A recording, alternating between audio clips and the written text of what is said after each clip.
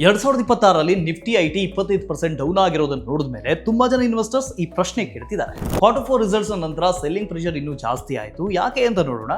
Deal wins ಅಷ್ಟೇನು problem ಇರಲಿಲ್ಲ, actually strong ಆಗೇ ಇತ್ತು. TCS $100 billion Q4 total contract value, Infosys $3.2 billion, HCL tech $1.9 billion, Wipro $3.45 billion bookings. Problem deal ನದ್ದಲ್ಲ, guidance ಆಗಿತ್ತು. Infosys FY27 ನ growth 1.5% to 3.5%, TCL tech 1% to 4%, Wipro next quarter -2% to 0%. TCS ನದ್ದು clear guidance ಇಲ್ಲ. Simple message ಏನು ಅಂದರೆ, pipeline ಇದೆ ಬಟ್ ರೆವಿನ್ಯೂ ಕನ್ವರ್ಷನ್ ಸ್ಲೋ ಆಗ್ತಾ ಇದೆ. ಅದಕ್ಕಾಗಿ ವ್ಯಾಲ್ಯೂಯೇಷನ್ ಕೂಡ ಡಿರೇಟ್ ಆಗಿದೆ.